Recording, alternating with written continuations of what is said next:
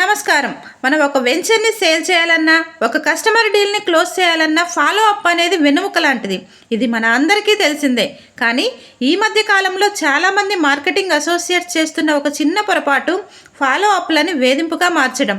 Customer 50-50 mind సెట్లో ఉన్నప్పుడు వారికి మనం ఇచ్చే భరోసా ముఖ్యం. కానీ ఆ భరోసా ఇచ్చే క్రమంలో మనం వారి వ్యక్తిగత ప్రైవసీని దెబ్బతీస్తున్నామా అని ఒక్కసారి ఆలోచించుకోవాలి. రోజుకి 3-4 సార్లు గుడ్ మార్నింగ్, గుడ్ నైట్ మెసేజ్లు పంపడం, టిఫిన్ చేశారా, లంచ్ చేశారా అని అడగడం వల్ల మీ మీద గౌరవం పెరగదు, సరికదా విసుగు వస్తుంది. విసుగుపోయిన కస్టమర్ మిమ్మల్ని బ్లాక్ చేస్తారు. మీకు సేల్ తప్ప కస్టమర్ అవసరం లేదని వారు భావిస్తారు. నిజంగా ప్లాట్ కొనాలనుకునే వ్యక్తి కూడా మీ అతి వల్ల వేరే వారి దగ్గరికి వెళ్ళే అవకాశం ఉంది. వారం లేదా 2 వారాలకు ఒకసారి సైట్ డెవలప్మెంట్ ఫోటోలు మాత్రమే పంపండి. అప్డేట్స్ ఇవ్వండి. అంటే కొత్త వెంచర్స్కి లేదా రిజిస్ట్రేషన్కి సంబంధించిన అప్డేట్ గురించి వాట్సాప్ చేయండి. డౌట్స్ని క్లారిఫై చేయండి.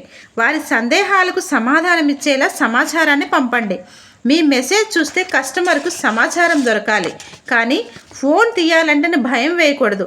మిత్రులారా, రియల్ ఎస్టేట్లో రిలేషన్షిప్ ముఖ్యం. రిలేషన్షిప్ ఉంటేనే బిజినెస్ వస్తుంది. అతి ఎప్పుడూ అనర్థమే. పద్ధతిగా ఫాలో అప్ చేద్దాం. ప్రొఫెషనల్ లీడర్స్గా ఎదుగుదాం. All the best.